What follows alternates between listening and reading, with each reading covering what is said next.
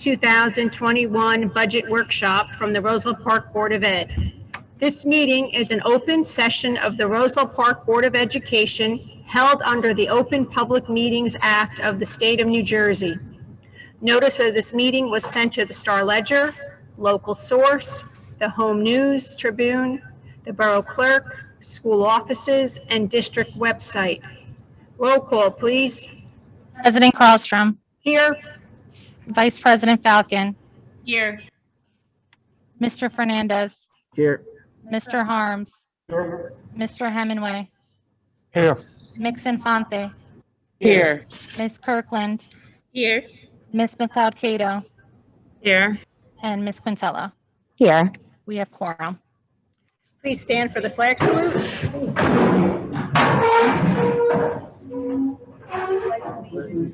To the flag of the United States of America and to the republic for which it stands, one nation, under God, indivisible, with liberty and justice for all. And now I'd like to turn the microphone over to Mr. Pedro Garrido, our superintendent. Thank you, Ms. Carlstrom.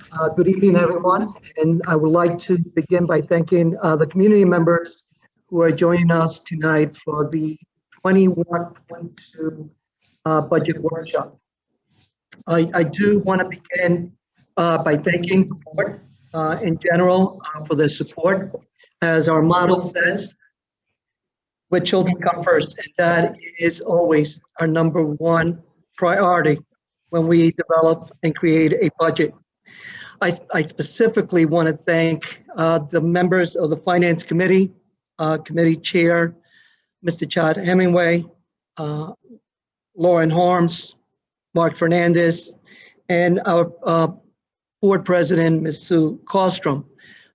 They've had a long 2 months of frequent meetings with Mrs. Gallas and myself to discuss what the budget will look like. At first, there were a lot of unknowns, and as we receive more information, we get to see what the budget looks like. I do want to thank our business administrator, Mrs. Callis, for the hard work that goes into creating and developing a budget. A school budget is a very long, complicated process that starts all the way back in October when we have to report the enrollment numbers, when we have to report our lunch status for our students. And then it continues on with meetings with every department and every administrator of every building.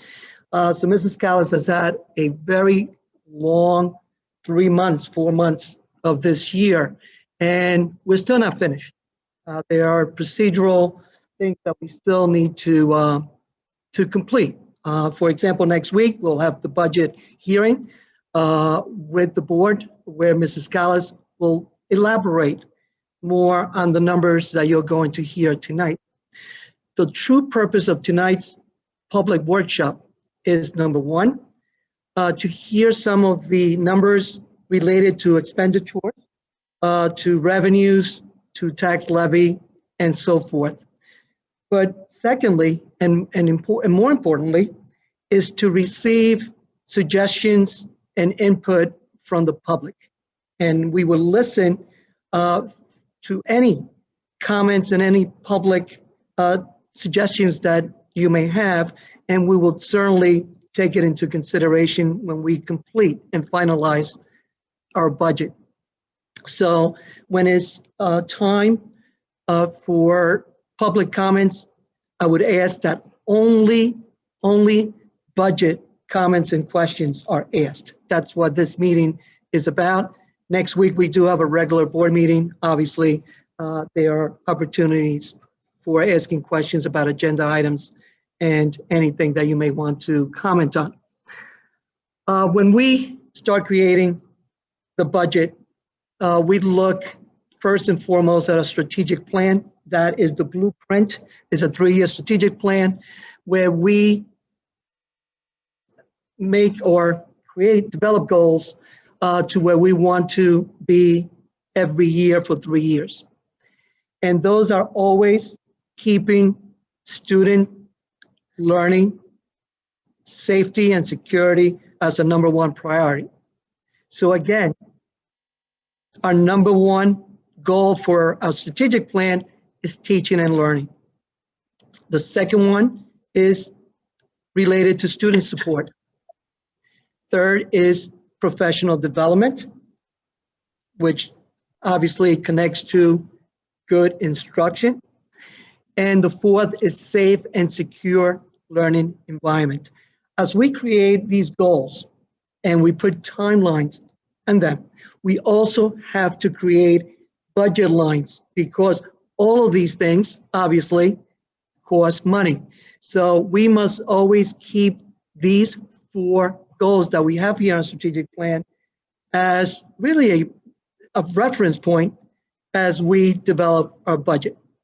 So this is exactly what we have been doing for the past 4 or 5 months. We've been having meetings after meetings, some of them very long, some of them very complex, complicated, and to make sure that we come up with the best budget that we always put our children first. So at this time, I would like to turn the microphone over to Mrs. Callis, who is going to, again, go over the numbers. You want your food?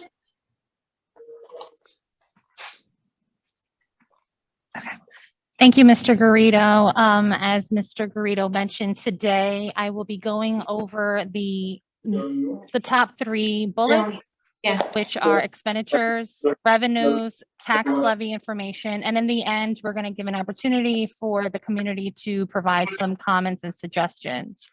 Today's workshop is a bird's eye view of our expenditures and revenues. Next week, once the tentative budget will go on the agenda for board approval, at that point, the expenditures and revenues will go into more detail. So we're going to start with expenditures first. Can we make sure that everyone is muted, please? Please, if everyone can be muted. Okay. So from the 2021 to the 2021-22 budget, we have what you see in front of you are budgeted increases from one year to the next. The salaries difference between the 2 years has an increase of over $800,000. The benefits we're projecting to have a close to $855,000 increase from this current year to the upcoming year. Within that is a projected increase of 15% in health benefits. And it also is comprised of increased employee health benefit contribution, or less employee health benefit contribution, more board contribution as per Chapter 44 that was just passed and implemented January 1st. We also, in this budget, are projecting to have a $1.2 million increase in capital expenditures.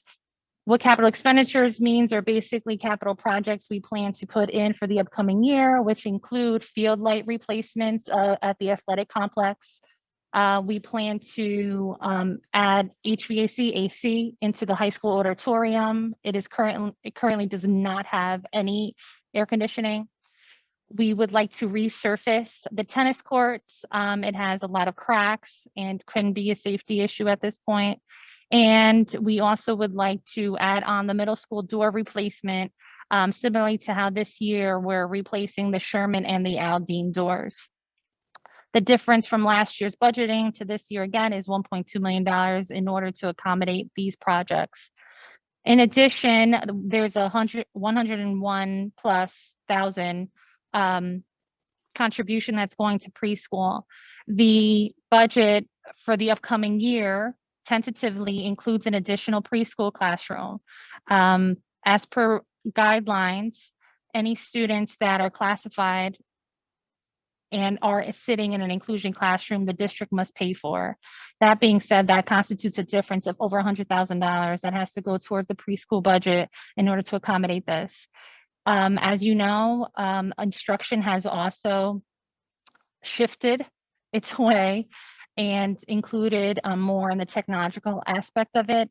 That being said, we need to upgrade our firewall up so that we have the property securities in place to accommodate all the increased technology and streaming that we have to do. Overall, that's a significant amount of expenditures differences from one year to the next. Our revenues. So in the current, the projected budget, where we started off at a little close to $23 million in the 2021 current budget, we are projecting a little over $23 million in local tax levy, which is a difference of $109,000, which ultimately is 0.65% over the current year's budget. State sources, we have noticed an 18.5% increase from state aid that we're receiving, and that also includes additional state aid that we receive for the additional preschool preschool classroom that we anticipate to open up in the upcoming year. There is a 47% decline in federal sources, which constitutes $743,000 less from one budget cycle to the next. We also see an increase of 20% roughly in other sources. So what does other sources mean? That could mean revenue that we receive from other districts, other tuitions, budgeted fund balance, which basically means money that is saved from one budget cycle to carry over into the next. It's basically, if it doesn't fall under the top three categories above, it falls under other sources.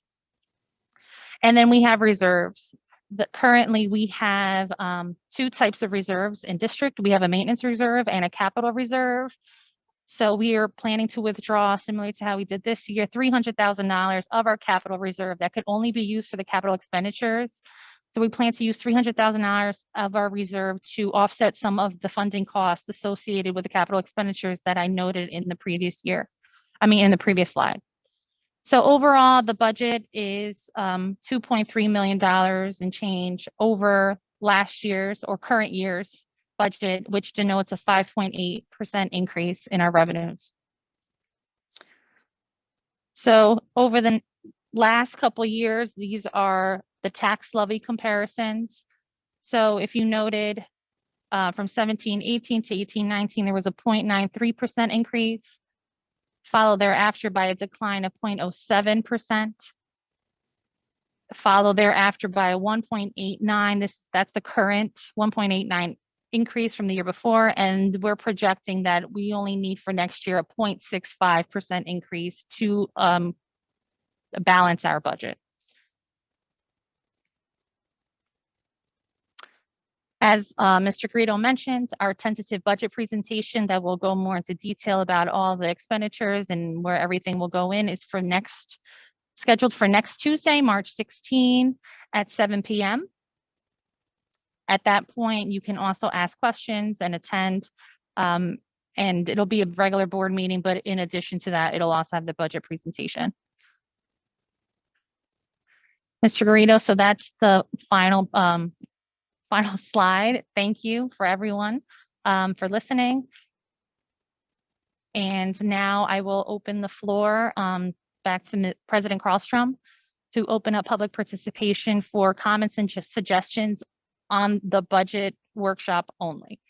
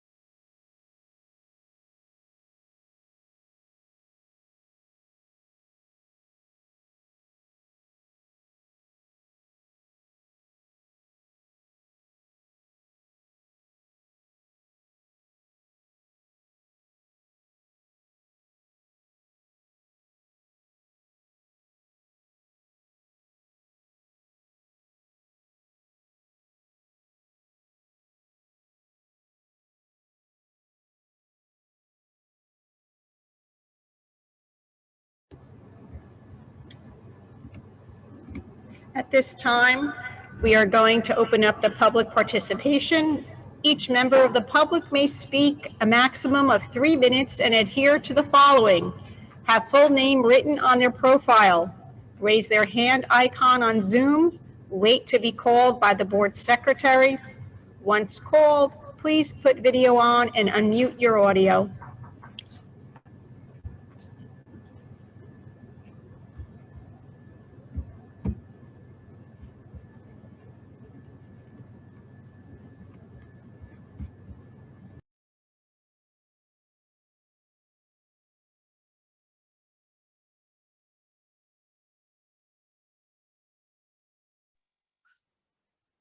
Madam President, I see no hands.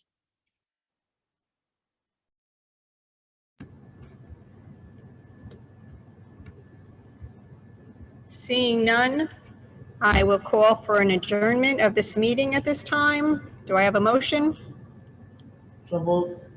Second? Second. The next scheduled board meeting, public hearing, will be held on Tuesday, March 16th, 2021 at 7:00 p.m. The board meeting will not be held in the Sherman School Auditorium Gymnasium. The meeting will be held virtually. Instructions are forthcoming. At this time, I'd like to say good night and see you all next week. Good night. Thank you for attending.